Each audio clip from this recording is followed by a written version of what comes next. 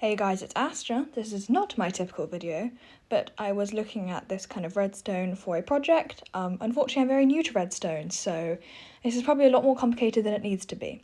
So here you can see my first circuit for how to open a geyser and close a geyser from two different buttons, which is pretty simple, pretty self-explanatory, but it's very useful if you have a disinfecting chamber from those style of builds.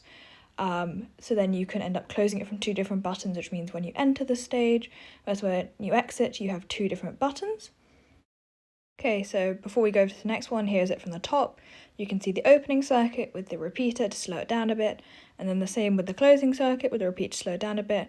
I could only get redstone working if I attached it from the back of the piston. I'm not sure if that's just my laptop or it's the way it works. But you can see I used endstone to make it clearer, but then you have the geyser in the middle. It's a one-shot geyser, unfortunately the water has to be exposed, but I think that's kind of cool and kind of you're entering this build and then you have a geyser that can be opened and a geyser that can be closed on either end. So then I will show you the, so then I was like, this I think is really cool, but I really wanted it to be a double design for my one. So I wanted to be able to open it for two geysers rather than just one. So I will show you how I did it for two geysers, and I did basically on the left side versus the right side, I did two different designs for it, but I'll show you in a second.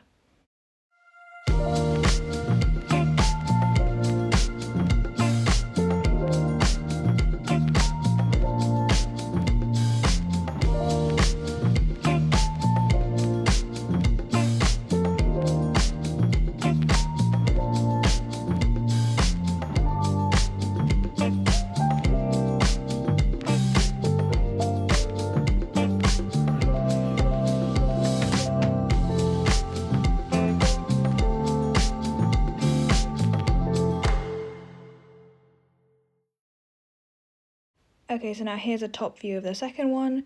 I have labelled and basically drawn on the opening ones with green and the closing ones with pink. Basically, I found the problem is because you have two pistons next to each other, it's very hard to link up the redstone without linking it up to the same circuit. So what I managed to do was, if I used a series of redstone lamps and observers, I was able to link up two pistons next to each other to the two different circuits, which is why I have two different buttons at the bottom. You can see the opening is pretty simple. It's all above ground because that is the simple circuit. The closing circuit, because I'm trying to attach it to the other one, is a lot more complicated. And so then I will now show you basically the two sides of closing and how I did each closing side. You can also see, to accommodate the two different closing sides, I've done different openings.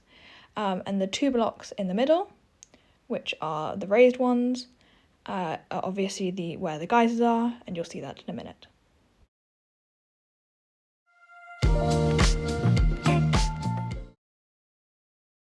So I'm just breaking some blocks, but I ended up just drawing a diagram. So you can see down here, basically the redstone connects to the lamp, which activates the first piston because of the redstone basically on top of the lamp. And when the lamp activates, it then goes through a series of observer, lamp, observer, and then redstone's up to another lamp and observer for the two different pistons.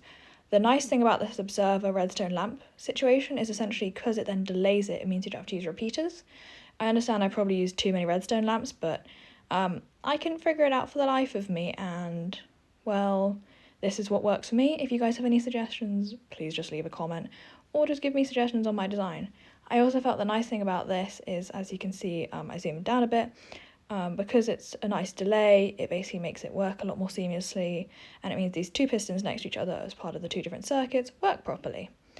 Unfortunately, the second one didn't work as well, but obviously you could close this up and it would look a lot better in a design rather than the way I've done it. Okay, so you can see me just basically flying around, and you can see where the geyser is because I haven't closed up all my redstone, and those two on the right are the two other ones. I think also this helps you give a good idea of where the sticky pistons are, and so now I will basically zoom down and show you the other side of the circuit.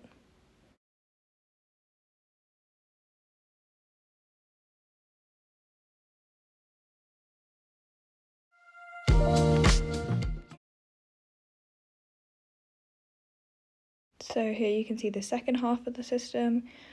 It's the same situation, but I said I've done it downwards, so the redstone lamp basically is connected to an observer, which activate redstone, repeater, another lamp, observer, and then a lamp that powers and activates the second piston.